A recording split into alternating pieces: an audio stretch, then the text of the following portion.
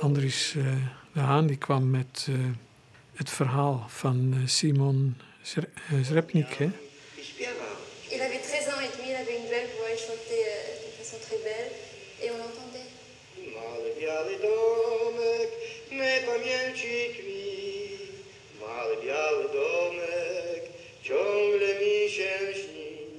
En dan hoor je hem dat lied zingen wat hij blijkbaar altijd zong. En alleen dat al, dat beeld, het is zo sterk.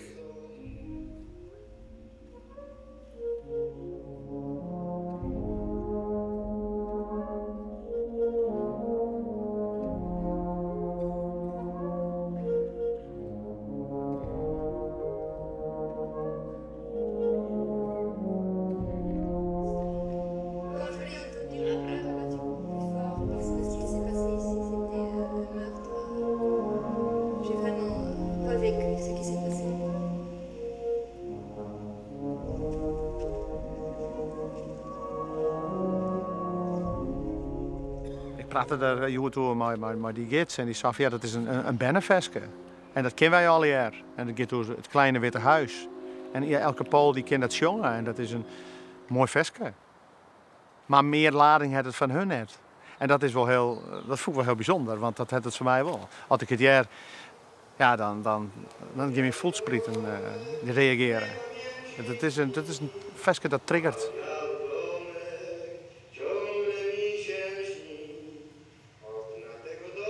Ze hebben hem natuurlijk gevraagd om in dat bootje te gaan en dat lied te zingen. Dat is een beetje een kunstmatige scène natuurlijk. Maar hij deed het wel. En ja, dat greep mij heel erg aan. Dus ik heb dat lied heb ik in ieder geval op 3 plekken in het werk gebruikt. In een kleine setting, 3 keer heel verschillend. En echt om zelf uiting te geven aan wat ik dacht dat hij zou voelen, zeg maar.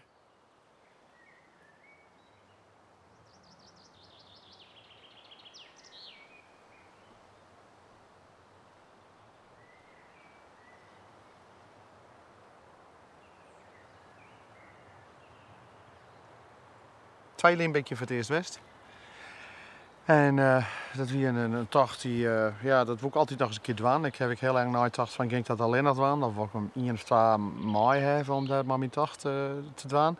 Maar ja, ik werd toch wel heel erg geobsedeerd. Altijd west terug de geschiedenis van de Holocaust, waar het bijkwam, hoe het gaan is en hoe het eigenlijk nou nog steeds dan wel eens gaat. Dus het was altijd een wensje van mij, een rare wensje om dat te doen en het paard te volgen. En dat heb ik 2 jaar in. En toen ben ik ben hier begonnen, weer in Gelderland, dat wie ik mijn wensje om dat te doen. En dat weer een zware tocht. Ja. Ik ben gewoon echt wel ziek van.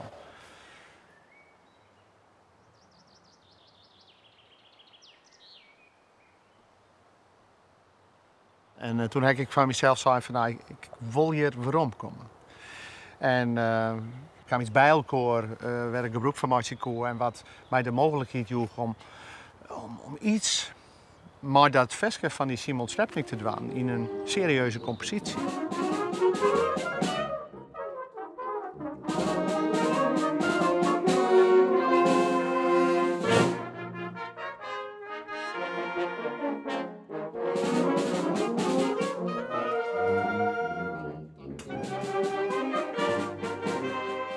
toen ik met dit stuk aan de gang ging, toen kreeg ik ook weer zo'n gevoel, eigenlijk zo'n akelig gevoel van wat het eigenlijk geweest is.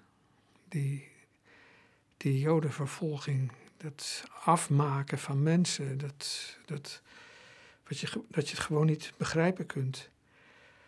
En het wonderlijke van deze geschiedenis, want ik ken het verhaal eigenlijk alleen maar uit de documentaire die daar door die Claude Lanzmann van gemaakt is dat je eigenlijk geen enkel beeld uit de oorlog ziet.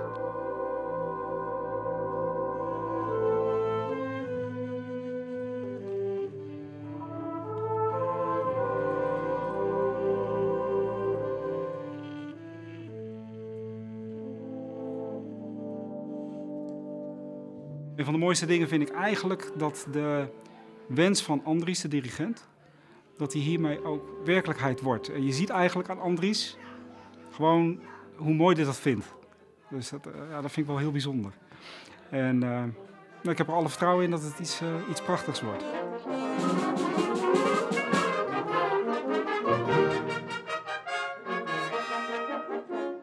Nou, ik vind het zo leuk dat een heleboel dingen nog niet echt op hun plaats vallen. Maar dat je aan de mensen merkt dat ze er toch in zitten. En dat ze niet denken van wat zit ik hier te doen. En dat is natuurlijk een goed perspectief. Ja. Hè? En dat is echt, ze zitten wel in het verhaal. Men weet waar het over gaat en het is een drama. En dat is goed te horen. Daar past men er zich uitstekend in aan. Dat is zo'n eerste repetitie meteen duidelijk.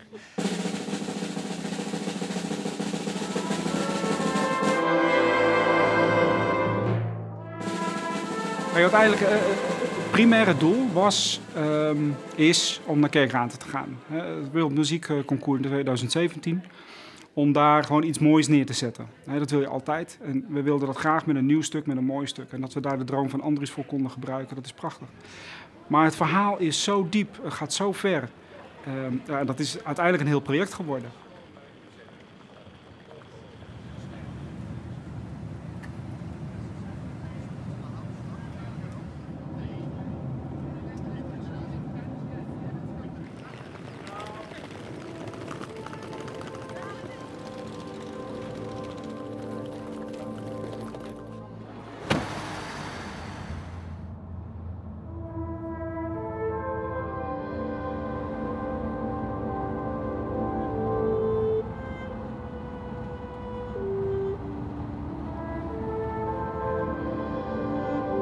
We zijn nou in Łódź, heet het eigenlijk. Dat is Lodz, je schrijft het zo. Maar in de oorlog, Tweede Wereldoorlog, was het Liedmannstad. Want alle Duitsers die hebben alle Poolse namen verbasterd tot Duitse namen. Dus het is Liedmannstad. En we staan hier dichtbij het oude station. En het oude station dat heet Radegast. Ook op zijn Duits natuurlijk. En Radegast was eigenlijk het vertrekpunt van alle Joden hier uit het ghetto. En daar zaten honderdduizenden Joden. En die zijn stap voor stap naar kamp Gelno gevoerd.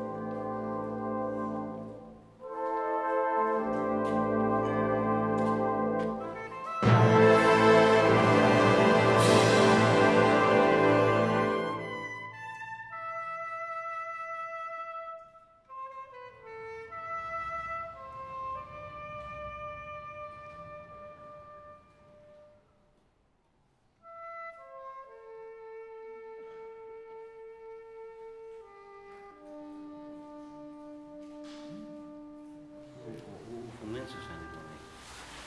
Ja.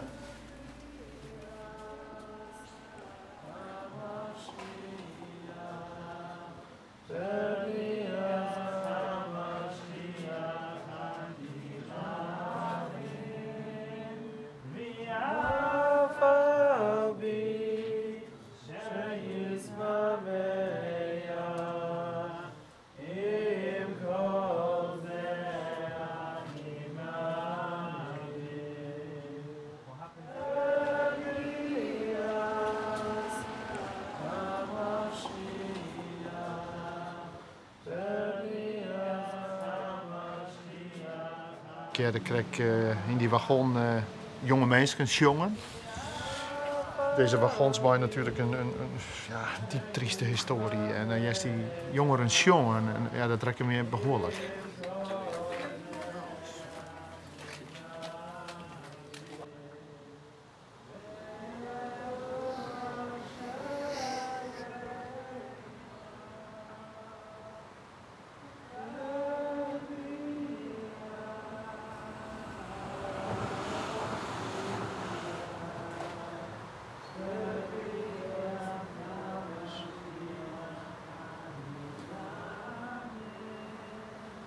Dat we een hele belangrijke gemeenschap hier en die hebben ze gewoon in een periode voortvagen. Simon is hier op transport stelt, ja. Zijn familie kwam hier bij. En ja, dat realiseer ik me nou ik. Dat wat wij de laatste maanden beleefd hebben en wat wij daarover weten nou. En dat hier op een gegeven moment begonnen is. En dat de mensen in deze veewijn richting het kamp gaan.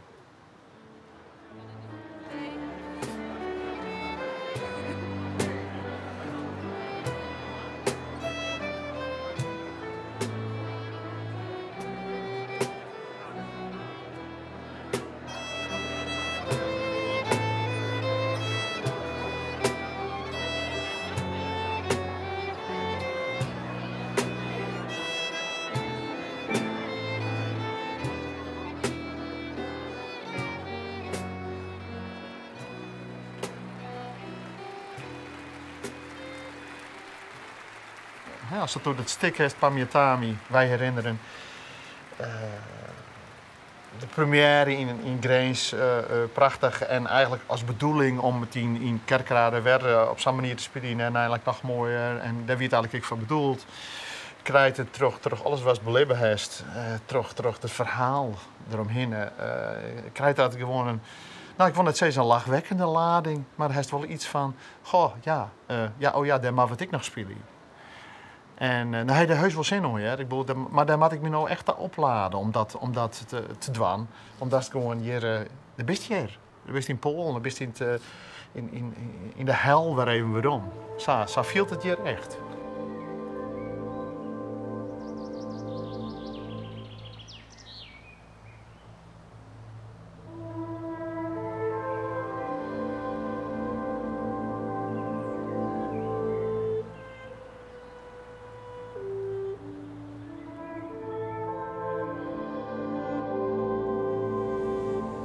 Zijn vader vermoord, doodgeschoten, zijn moeder vergast. Je kunt je haast niet voorstellen welke impact dat heeft gehad op die man. Of op dat kind. Ja, dat is ongelooflijk. Schwer zu erkennen, aber das war Schiele. Da waren gebrannt Leute, viele Leute waren hier verbrannt.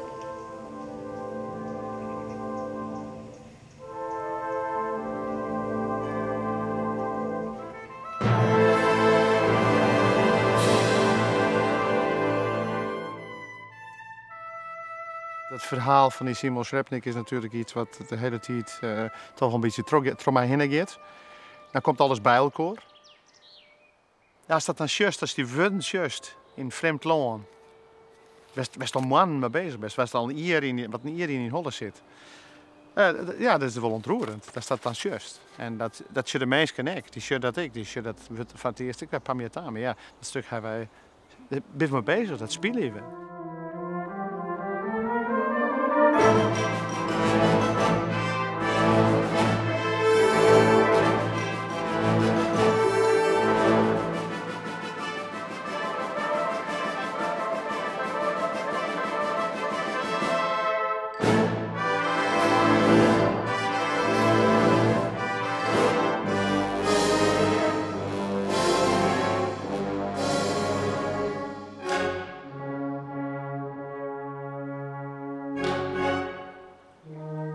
Ik denk net dat er volle composities makkelijk binnen dit plak. Want dit plak is gewoon eigenlijk vrij onbekend. Om reden inderdaad dat er net zo volle materiaal van is. Net zo volle foto's, geen filmpjes. Als je diepere lagen wil aanboren, dan moet je van die beelden eigenlijk een beetje af. Dan moet je toch meer in een mens kruipen. En dan zie je eigenlijk niks. Je vermoedt dingen. Je vermoedt dingen. En je stelt je voor dat dingen er zijn.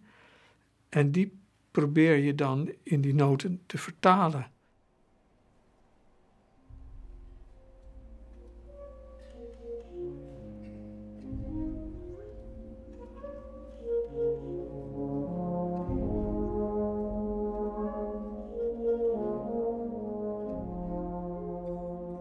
Gelno, dat wie eigenlijk het eerste vernietigingskamp wat door de nazi's georganiseerd is, gebouwd is.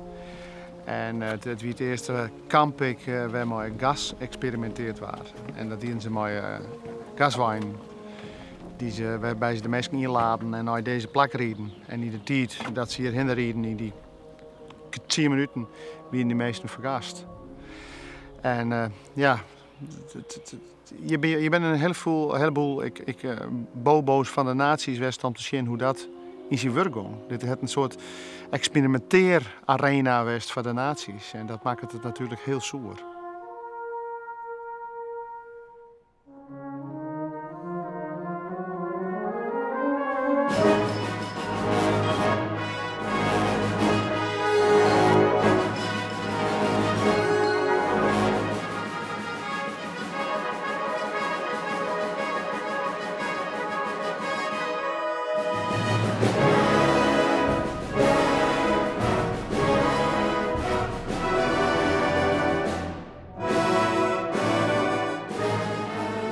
Hij had die omkomst schon in Łódź. En Simem had die schon, ja, hij had ze net schon, maar hij wist dat ze wie omdat hij haar handtas vond had. En ja, toen begreep ik dat zij hier omkwam weer.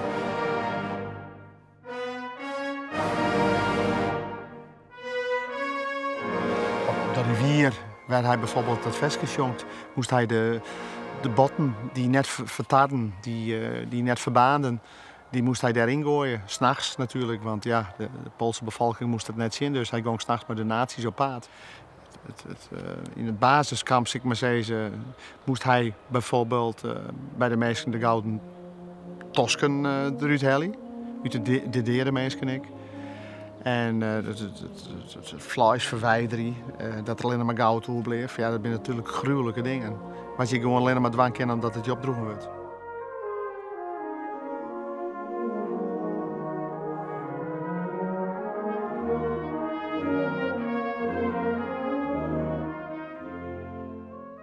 Elke keer als ik dat stuk weer speel, dan ben ik weer rekken terug die verschillende die woorden die er toch elke keer weer oors maakt zien. Dat is toch weer oors interpreteers bijvoorbeeld. Het is toch een ontdekkingsreis die is het makkelijkst.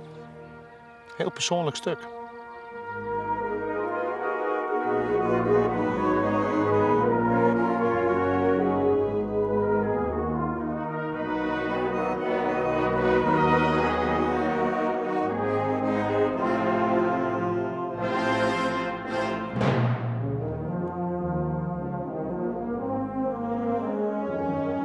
Het is net alleen dat hij wat hij mooi maakt heeft in die oorlog en wat hier al gebeurd is. Maar het is vooral wat mijzelf altijd intrigeert dat ik hetzelfde paad even rent als hem. En probeer in te vielen hoe dat viel het. Dus net alleen dat oorlog, maar wat hij op dat moment viel het om naar zoveel jaren weer rond te komen. En dit paad erin. Dit paad heb ik in mijn gedachten, ik moet een rond. En ja, dat ik dat nou ren en in deze omstandigheden en met deze mensen. Dat is wel heel speciaal.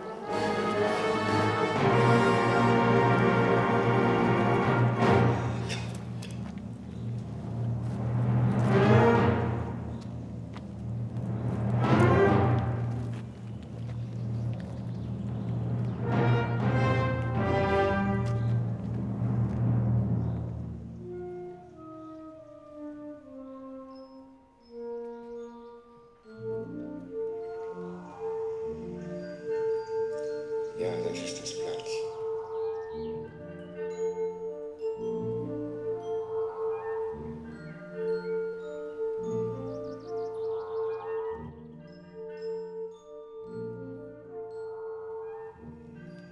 Lastwagen sind hier reingekommen.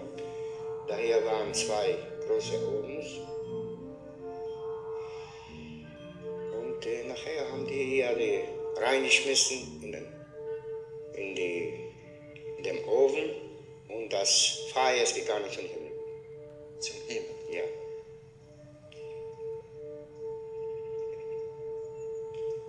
Das war furchtbar.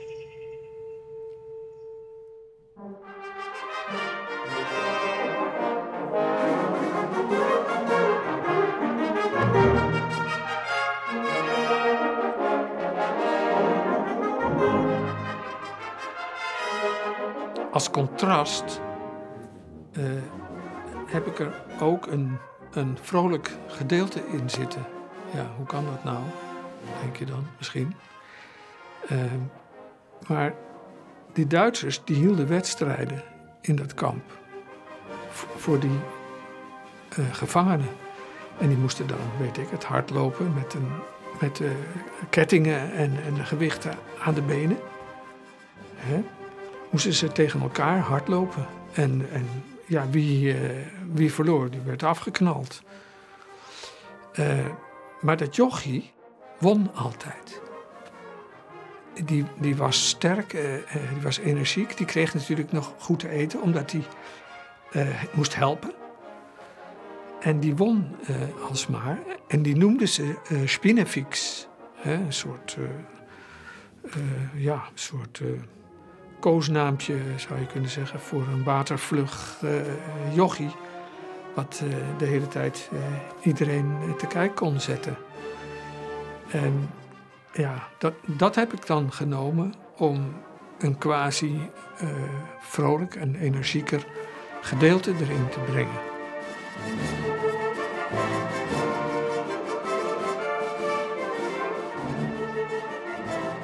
Ik vraag me ook af, zo'n kind, zou dat tot zo'n kind volledig doordringen? Wat er eigenlijk echt gebeurt.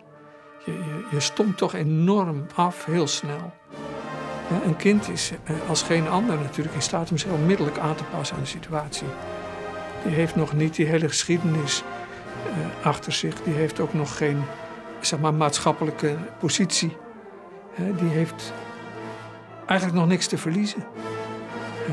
Waardoor die ook makkelijker kan winnen.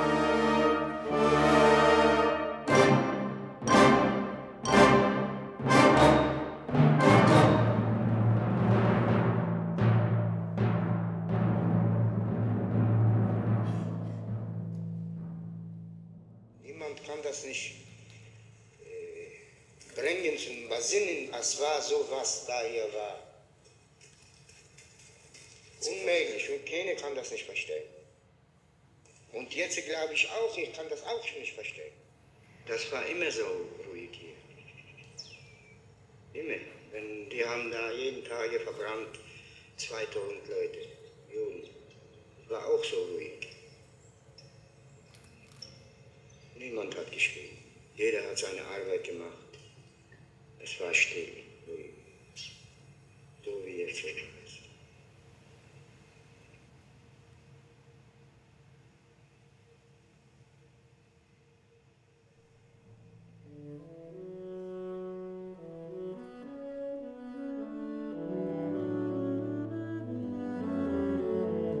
Het is uit het hartskreun. Aan het einde van de oorlog, als de Russen eigenlijk voor de deur staan bijna, schieten die Duitsers gewoon alle nog overgebleven inwoners van het kamp. Die schieten ze dood, die krijgen de kogel.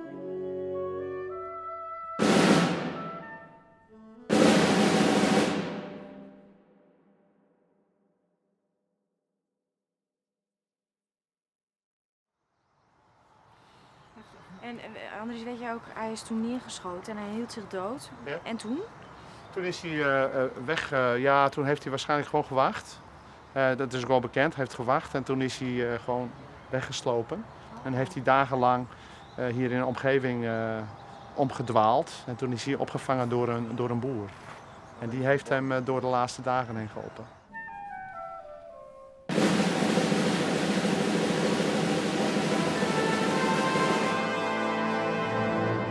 2 mensen hebben dat overleefd. Dan heeft de kogel net geen delen geraakt die fataal waren.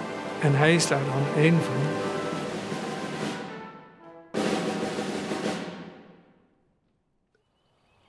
Nou, het mitrailleus salvo, wat hij wonderbaarlijk overleven had, komt nog 1 keer dat thema in al zijn volheid eigenlijk.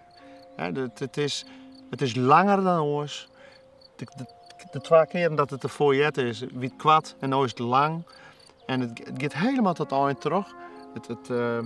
Het pakje. En wat je daar jaren is eigenlijk ik alweer. En daar ben ik componist al wel een beetje dankbaar voor. Dat het toch wel weer hoop houdt. Het is ik weer net de dramatiek die overheerst. Het is een hoop die het heeft. En maar eindigt de compositie natuurlijk eigenlijk toch wel, ik wil weer een beetje positief.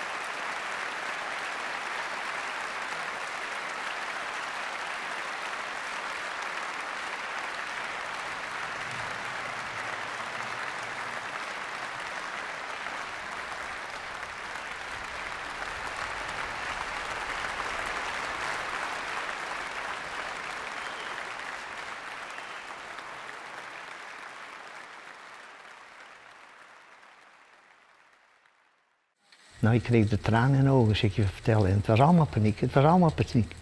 Mensen hadden ook zoiets van, pastoor, jij kunt daar wel een hele nieuwe kerk neerzetten. Moet je zelf weten hoor, maar dan zie je ons nooit weer terug.